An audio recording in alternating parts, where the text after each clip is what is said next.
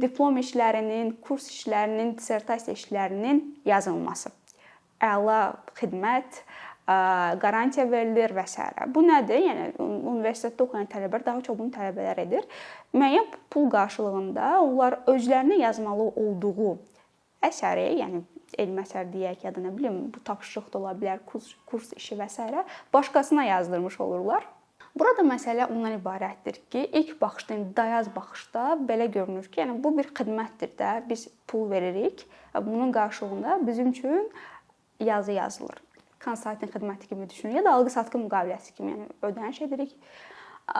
Ola bilər ilk baxışdan bu şəkildə görünsün, amma dərinliyinə getsək, əlbəttə ki, bu etik olmayan və elmə çox böyük, təsəvvür edə bilməyəcəyimiz dərəcədə elmə, cəmiyyətə böyük zərər vuran davranışlardır.